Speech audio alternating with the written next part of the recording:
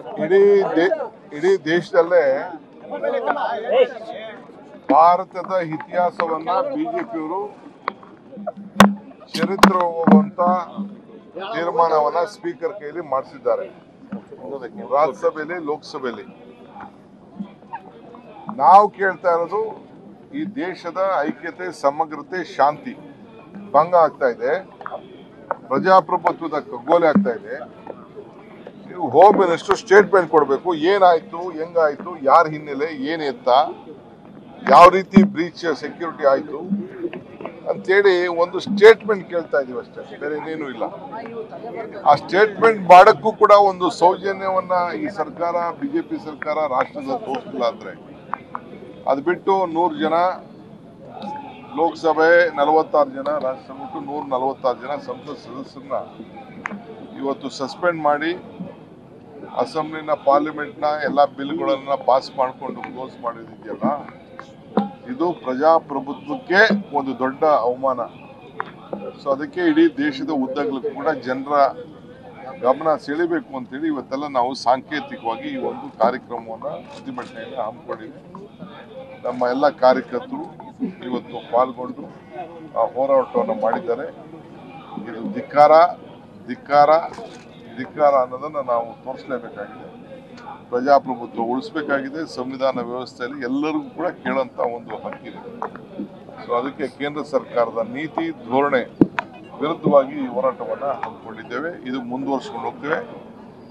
Parliament election ವರೆಗೂ ಕೂಡ ಹಳ್ಳಿಗೂ ನಮ್ಮ ಜನರಿಗೆ ಕೊಟ್ಟಂತ ಕಾರ್ಯಕ್ರಮಗಳನ್ನ ಈ ಕೇಂದ್ರ ಸರ್ಕಾರದ ಧೋರಣೆ, ಬಿಜೆಪಿಯ ಸರ್ಕಾರದ ಏನು ಒಂದು ಆಡಳಿತದ ವೈಫಲ್ಯ, ಇವನ್ನೆಲ್ಲ ಜನರಿಗೆ ಮುಂದಿಟ್ಕೊಂಡು ಹೋಗುವಂತ ಕೆಲಸವನ್ನ ನಾವು ನೆಕ್ಸ್ಟ್ 3 ತಿಂಗಳ ಕಾರ್ಯಕ್ರಮವನ್ನು ಹಮ್ಮಿಕೊಂಡಿದ್ದೀವಿ.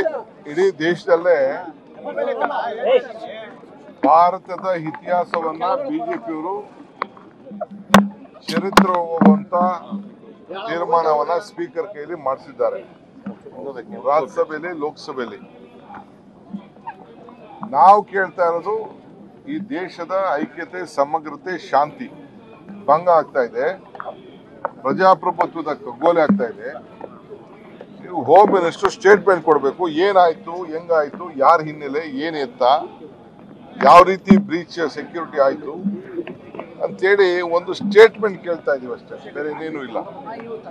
ಆ ಸ್ಟೇಟ್ಮೆಂಟ್ ಮಾಡಕ್ಕೂ ಕೂಡ ಒಂದು ಸೌಜನ್ಯವನ್ನ ಈ ಸರ್ಕಾರ, ಬಿಜೆಪಿ ಸರ್ಕಾರ ರಾಷ್ಟ್ರದ ತೋರಿಸಿಲ್ಲ ಅಂದ್ರೆ, ಅದು ಬಿಟ್ಟು 100 ಜನ ಲೋಕಸಭೆ, 46 ಜನ ರಾಜ್ಯಸಭೆ, 146 ಜನ ಸಂಸತ್ ಸದಸ್ಯರನ್ನ ಇವತ್ತು ಸಸ್ಪೆಂಡ್ ಮಾಡಿ ಅಸೆಂಬ್ಲಿನ, ಪಾರ್ಲಿಮೆಂಟ್ನ ಎಲ್ಲ ಬಿಲ್ಗಳನ್ನ ಪಾಸ್ ಮಾಡಿಕೊಂಡು ಕ್ಲೋಸ್ ಮಾಡಿದೆಯಲ್ಲ, ಇದು ಪ್ರಜಾಪ್ರಭುತ್ವಕ್ಕೆ ಒಂದು ದೊಡ್ಡ ಅವಮಾನ.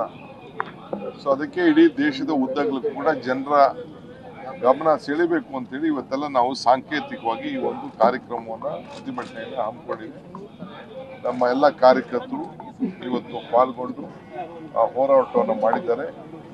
ಇದು ಧಿಕ್ಕಾರ ಧಿಕ್ಕಾರ ಧಿಕ್ಕಾರ ಅನ್ನೋದನ್ನು ನಾವು ತೋರಿಸಲೇಬೇಕಾಗಿದೆ.